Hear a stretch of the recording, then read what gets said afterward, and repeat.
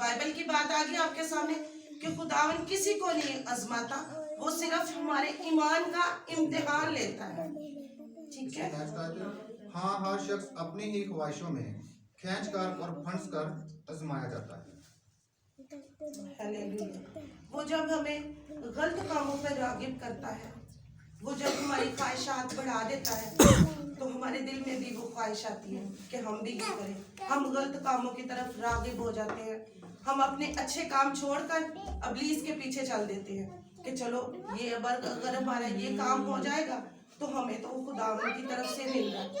ہم یہ سوچتے ہیں کہ ہمیں خداوند کی طرف سے ملتا ہے، لیکن جب آپ گناہ کر کے کوئی خواہش حاصل کرتے ہیں، اس کا مطلب ہے وہ آپ کی آزمائش ہے جو خداوند کی طرف سے ہے.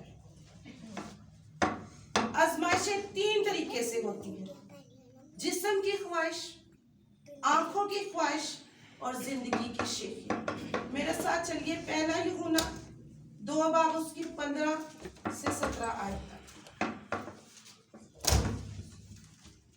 خداوند کے کلام میں لکھا ہے، یعنی جسم کی خواہش اور آنکھوں کی خواہش اور زندگی کی شیخی وہ باپ کی طرف سے نہیں بلکہ دنیا کی طرف سے ہے.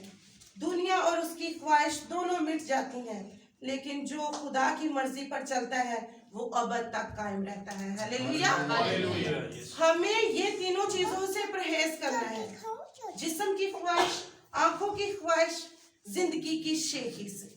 ٹھیک ہے. جب ہم ان تینوں چیزوں پر مکمل پرہیز کر لیں گے تو خداوند ہمیں سرفراز کرے گا، خداوند ہمیں ترقیاں دے گا. ہم ابلیس کا مقابلہ کریں گے، کیونکہ جب ہم اس کی تمام خواہشوں کو رد کر کے اپنے زندہ جلالی آسمانی باپ کی طرف چلتے ہیں تو وہ ہم کامیابی سے انتظار کرتے ہیں. ابلیس ہمیں مختلف طریقوں سے آزماتا ہے.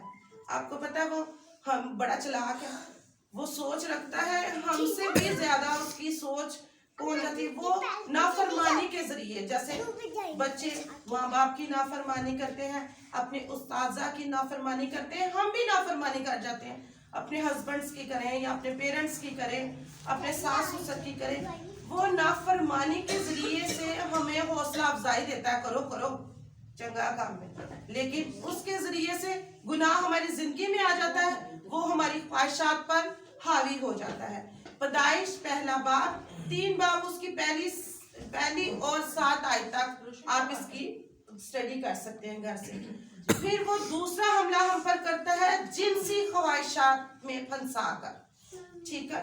اس کا حوالہ آپ پیدائش 29 باب 7 سے 10 آیت میں ملے گا.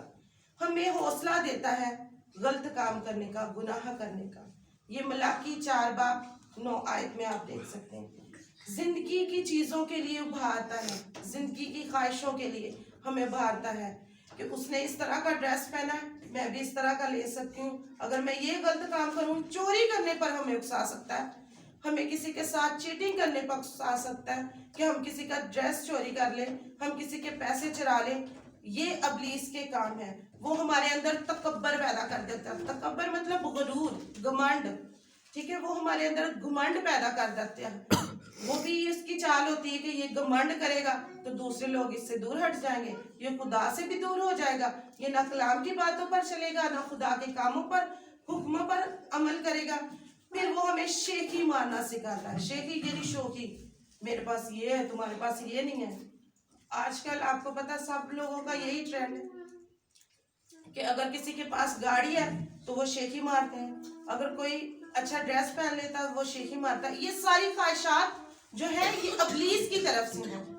خدا تو ہمیں کامل رہنے کا حکم دیتا ہے، وہ تو ہمیں فرما برداری کرنے کا حکم دیتا ہے، وہ تو ہمیں عاجزی اور جھکے ہوئے درختوں کو وہ ہمیشہ پھل لاتا ہے. وہ ہمیں گھمنڈ کا حکم نہیں دیتا، وہ ہمیں شیخی مارنے کا حکم نہیں دیتا. یہ ابلیس کی ساری چالیں ہوتی ہیں کہ ہم اپنے راستے سے بھٹک جائیں اور دنیا کی خواہشوں میں پھنس کر خداوند کی نافرمانی کریں. آج ہم نے دیکھا کہ آزمائش ہم پر کیوں آتی ہے، کیسے آتی ہے، کس کی طرف سے آتا ہے. سب سے پہلا پوائنٹ، آزمائش 2 طرح سے، اس کے معنی چینج ہو چکے ہیں. آزمائش 2 طرح سے آتی ہے. ایک امتحان لینا، وہ خدا کی طرف سے، خدا ہمارے ایمان کا امتحان لیتا ہے. اور ایک ہمیں بدی کی طرف راغب کرتا ہے، जो हमें बदी की तरफ रागिब करता है वो इब्लीस की तरफ से आजमाइश है। आप समझ जाए जब आप कोई गुनाह में मुब्तला होते हैं तो आपको समझ आना चाहिए कि ये इब्लीस अब मुझे आजमा रहा है। और अगर खुदा आपका इम्तिहान ले रहा है, किसी मसले में फंसे हुए हैं, खुद इब्लीस ने जिस तरह अपने बंदा अय्यूब को, खुदा के बंदा अय्यूब के लिए आजमाइश भेजी थी, इब्लीस की तरफ से नहीं थी, वो खुदा ने उसके ईमान का इम्तिहान लिया था कि गोया ये मेरे हुक्मों पर अमल करता है या नहीं, ये मुझे छोड़ता है या नहीं। सिर्फ खुदा हमारी रूह को, सिर्फ खुदा ने कहा था कि इसकी रूह को नुकसान ना पहुंचे, इसके जिस्म के साथ जो मर्जी का हमारे पास कोई कमी, कोई पेशी, कोई तंगी, कुछ भी आता है तो समझिए हमारे ईमान का इम्तिहान है। और अगर आपको कोई इस तरह की आजमाइश जो बदी की तरफ रागिब करती है तो आपका फौरी ज़हन जाना चाहिए कि इब्लीस मुझे आजमा रहा है। आप दुआ में ठहर जाए, आप रोजे में ठहरे, आप खुदावन की कुर्बत में आ जाए और खुदावन से कहें कि खुदावन इब्लीस को शर्मिंदा कर और ये आजमाइश मुझसे टल जाए। हालेलुया। आइए आज अपनी जिंदगियों पर गौर करें कि हम कहाँ पे खुदावन के इम्तिहान में पूरे उतरे हैं। गोया कभी खुदा ने या इब्लीस ने हमारे साथ कोई आजमाइश ली